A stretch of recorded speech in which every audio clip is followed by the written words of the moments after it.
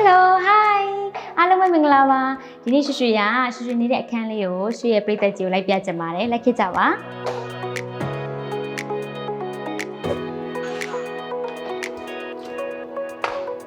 ဒါလေးကတော့ရွှေရွှေရဲ့2 bedroom အခန်းလေးပါရှင်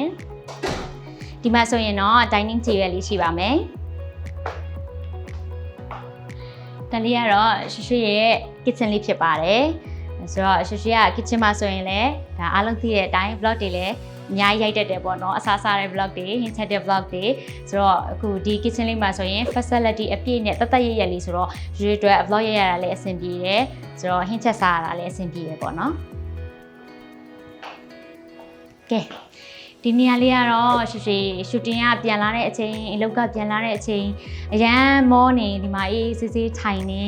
အနားယူတယ်ပြီးရင်ဒီကနေပြီးတော့မှဒါအရန်လာတဲ့ view ကြီးကိုခံစားပြီးတော့မှကြည့်ရပေါ့နော်ပြီးတော့ဒါရွှေရဲ့အိတ်ခမ်းလေးလိုက်ပြမယ်လိုက်ခဲ့ကြပါ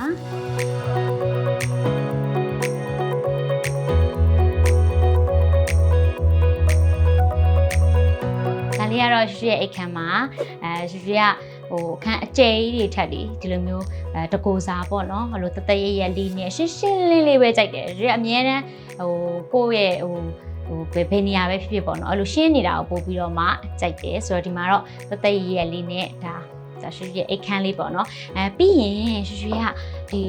မနဲ့မိုးလင်းတာနဲ့လေအဲ့လို view ကြည့်ရတာအရန်ကြိုက်တယ်ဆိုတော့ရွှေဒီမှာအိတ်ပြီးတော့မှနိုးလာတဲ့အချိန်မှာဒီဘက်လေးကိုဆင်းမယ်ပြီးရင်ဒီလိုလေးစကားလေးကိုဖွင့်လိုက်တာနဲ့ရွှေအရန်ကြိုက်ရတဲ့ view လေးပေါ့ဒါမနဲ့မိုးလင်းတာနဲ့စိတ်ကိုကြည်လင်ပြီးတော့မှဒါဒီဘက်ချမ်းကတော့ဒါနေထွက်တဲ့ဘက်လေးပေါ့နော်ဆိုတော့အရန်ကိုကြည်နူးပြီးတော့မှကိုယ့်အတွက်တကယ်ကို relax ဖြစ်တယ်ဆိုတဲ့စိတ်ကိုရတယ်ပေါ့နော်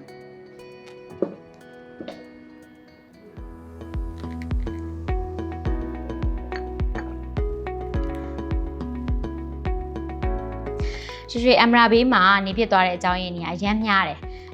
လေကောင်းလေးတန်းရတယ်ကားပါကင်အတွက်လည်းအရန်အဆင်ပြေတယ်ပြီးတော့ဒီ security အပိုင်းမှာလည်းတကယ်ကိုပေါ့နော်ကိုနေရတဲ့ခါမှာလည်း safe ဖြစ်တယ်လို့ခံစားရတယ်ပြီးတော့ဒီ view ပေါ့အဓိကကတော့ဒါလည်းမပါမဖြစ်ပေါ့လေရွှေကအဲ့လိုတိတ်တိတ်ဆိတ်ဆိတ်နဲ့နေပြီးတော့မှဒီလို view ကြည့်ရတဲ့ဟာမျိုးပြီးရင်တိမ်မျိုးကြည့်နေရတဲ့ဟာမျိုးဆိုရင်အရန်ကြိုက်တယ်ဆိုရွှေတငယ်ချင်းနေလာပြီဆိုရင်လည်းအရင်ဆုံးရန်တာကိုထွက်ကြရောက်တာနဲ့ရန်တာကိုထွက်ပြီးတော့မှဒီမှာစကားလေးပြောကြတယ်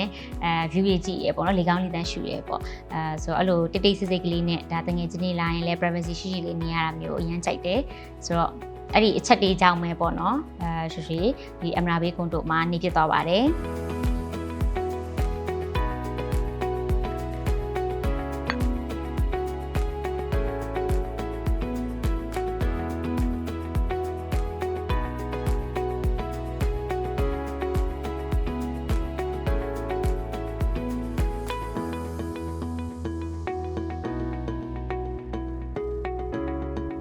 ရွှေကမနက်ခင်းဆိုရင်ဒီကားထဲမှာလမ်းလျှောက်ဖြစ်တယ်အချိန်ရတယ်ဆိုရင်ရေကူးဖြစ်တယ်ပေါ့အခုတော့အရန်ပြေဆုံးနေတာနောက်ကြရင် shopping mall တွေရုပ်ရှင်ရုံတွေကစားကွင်းတွေလည်းထပ်ရောက်လာအောင်ပါဆိုတော့ရွှေအပြင်တိတ်ထွက်ဖြစ်တော့မှာမဟုတ်ဘူး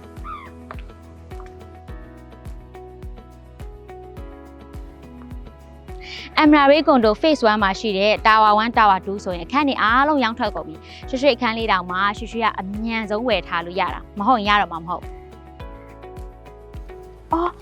ကုန်သွားပြီဆိုမှမေ့နေလို့အခုအမရာဘေးကွန်တိုရဲ့ phase 2 tower 3ကိုဒီဇင်ဘာမှာစဆောက်တော့မှာတယ်နော်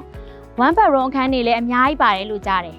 စိတ်ဝင်စားတဲ့သူတွေလည်းအများများနေတော့အခုချက်ချင်းပဲလာရောက်စုံစမ်းပြီးအမြန်ဆုံးဝယ်လိုက်ကြပါတော့လို့ရှိရပြောချင်ပါတယ်ကျေးဇူးပါရှင်တတာ